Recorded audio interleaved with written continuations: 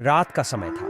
पहाड़ों के बीच एक छोटा सा गांव बसा था, काली घाट। गांव के लोग कहते थे कि उनके जंगल के बीच एक खंडहर हवेली है जो 800 साल पुरानी है। हवेली के बारे में एक ही किस्सा मशहूर था।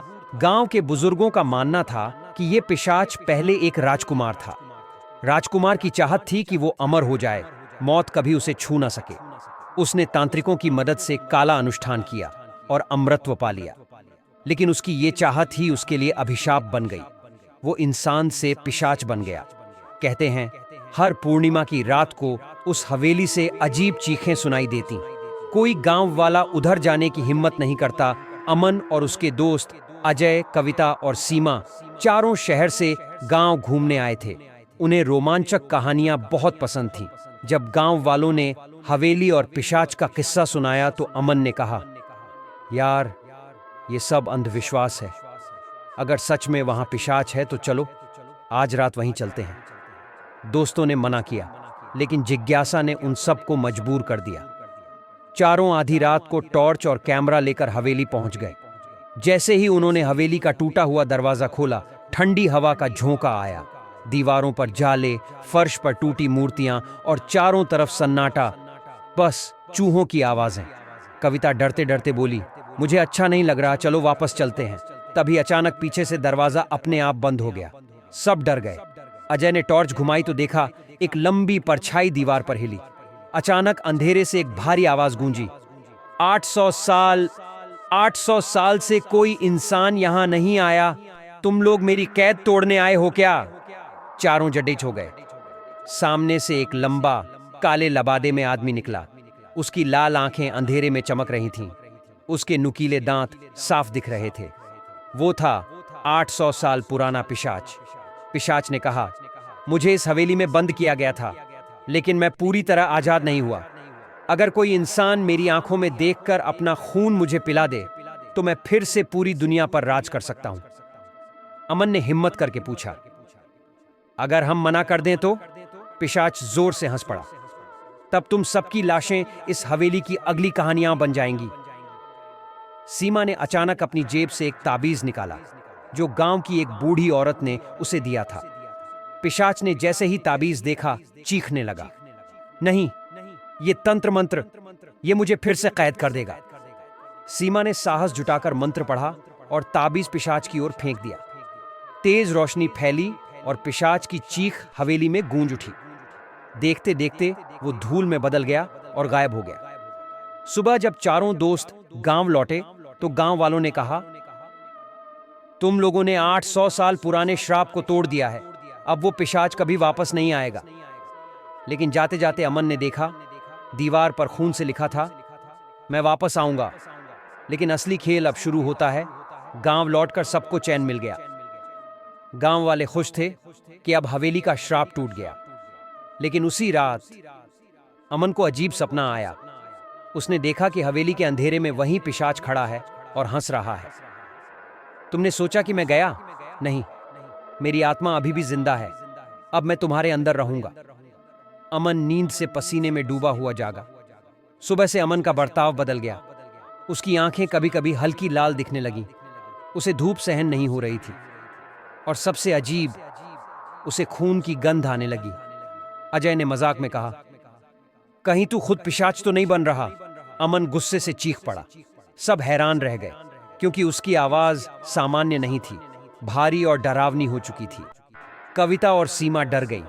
उन्होंने गांव के बुजुर्ग पुजारी को सब बताया। पुजारी ने आंखें बंद की और गंभीर आवाज में कहा, तुम लोगों ने उस पिशाच की आत्मा को जगाया है। ताबीज ने उसके शरीर को तो नष्ट किया, लेकिन उसकी आत्मा अब नए शरीर की तलाश में है और लगता है उसने अमन को चुना है। पुजारी ने उन्हें एक पुरानी किताब दिखाई जिसमें लिखा था कि पिशाच को पूरी तरह नष्ट करने के लिए उस हवेली के तहखाने में जाना होगा। वहां एक काले पत्थर का रक्त कुंड है जिसमें उसकी आत्मा बंधी है। अगर उसे नष्ट कर दिया जाए तो पिशाच हमेशा के लिए मिट जाएगा। लेकिन पुजारी ने चेतावनी दी, तहखाने में उतरना मौत को न्योता देने जैसा है। वहां वो आत्मा पूरी ताकत से मौजूद है। इधर अमन का शरीर और बदलने लगा। उसके दांत नुकीले हो रहे थे। वो आधी रात को जंगल की तरफ चला जाता और सुबह खून के दाग के साथ लौटता। सीमा ने डरते डरते उससे पूछा, अमन, ये सब क्या हो रहा है? अमन मुस्कुराया और उसकी आंखें पूरी तरह लाल हो गईं। अब मैं सिर्फ अमन नहीं, मैं वही हूं, 800 साल पुराना पिशाच। अमन के शरीर में धीरे धीरे उस 800 साल पुराने पिशाच की आत्मा प्रवेश करने लगी। उसकी आंखें लाल हो गईं, दांत नुकीले हो गए और अब वो अपने दोस्तों के लिए ही खतरा बन चुका था। रात का समय था। गांव में बिजली चली गई थी। अजय, कविता और सीमा चिंतित थे। तभी अचानक दरवाजे पर जोर की दस्तक हुई। दरवाजा खुला तो अमन सामने खड़ा था, लेकिन अब वो पहले वाला अमन नहीं था। उसके चेहरे पर एक अजीब मुस्कान थी और आंखें पूरी तरह लाल। भाग क्यों रहे हो? तुम ही तो मुझे जगा कर लाए हो। अब तुमसे ही अपनी भूख मिटाऊंगा। अमन ने अजय पर झपट्टा मारा। उसके लंबे नुकीले नाखून अजय के कंधे में धंस गए। अजय दर्द से चीख उठा। कविता ने डर के मारे मंत्र लिखे हुए ताबीज को अमन पर फेंका। कुछ पल के लिए अमन पीछे हट गया, लेकिन वो जोर से हंसा। अब ये छोटी चीजें मुझ पर असर नहीं करेंगी, मैं पूरी तरह जाग चुका हूं। सीमा तुरंत पुजारी के पास भागी। पुजारी ने कहा, अब अमन को बचाना बहुत मुश्किल है, लेकिन एक आखिरी उपाय है।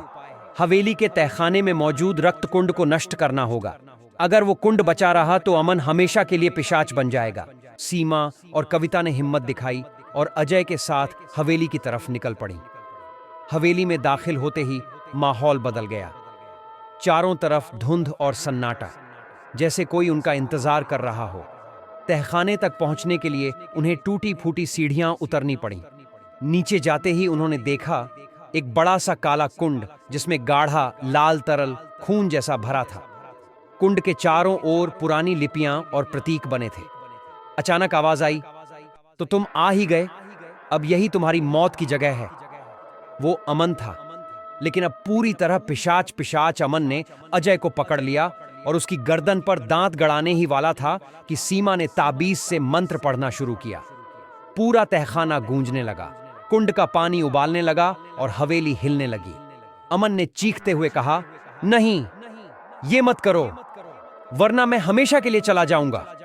कविता रोते हुए बोली, लेकिन हमें अपना अमन वापस चाहिए। अचानक अमन की आंखों में एक पल के लिए इंसानियत लौट आई। उसने कांपती आवाज में कहा, मुझे बचाओ, जल्दी। लेकिन अगले ही पल उसकी आंखें फिर लाल हो गईं और वो सीमा पर झपट पड़ा। अमन पूरी तरह पिशाच बन चुका था। सीमा, कविता और अजय उसे बचाने और हवेली के तहखाने में मौजूद रक्त कुंड को नष्ट करने आए, लेकिन अमन ने उन पर हमला कर दिया। तहखाने में अंधेरा और धुंध छा गई थी। सीमा ने मंत्र पढ़ना जारी रखा, लेकिन अमन ने झपट्टा मारकर उसकी गर्दन पकड़ ली। मुझे रोक नहीं सकती, अब मैं अमर हूं। कविता ने हिम्मत करके जमीन पर पड़ी टूटी मशाल उठाई और अमन की ओर बढ़ी। उसने मशाल अमन के हाथ पर मारी।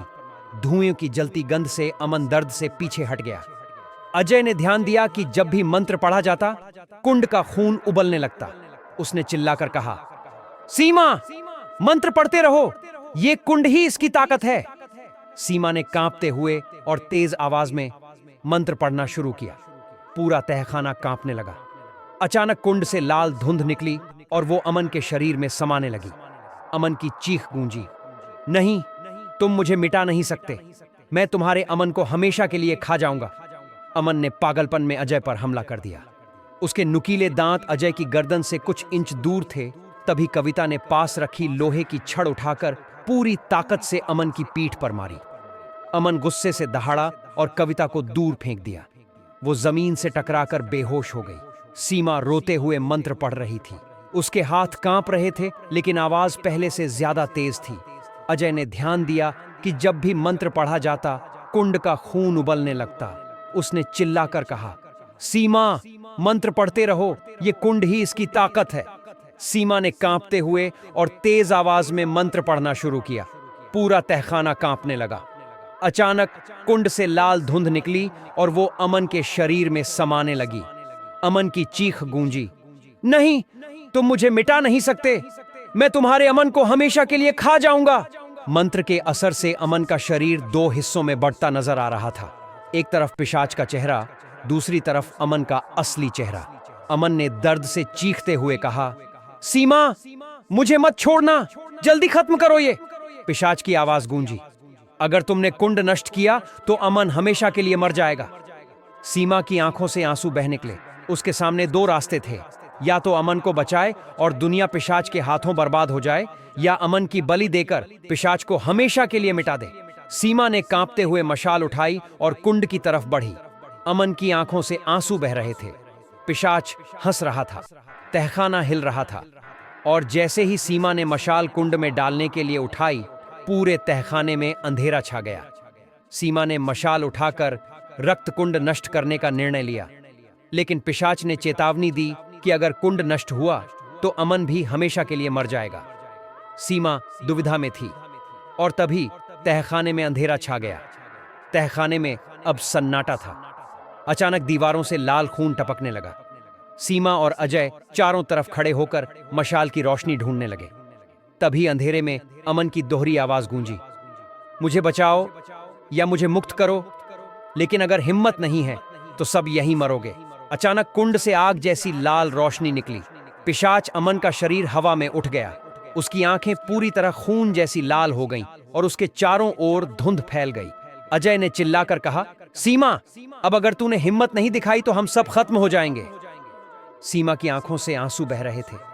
वो कांपते हाथों से मशाल उठाती है और चिल्लाती है, माफ करना अमन, लेकिन हमें तुझे बलिदान देना ही होगा।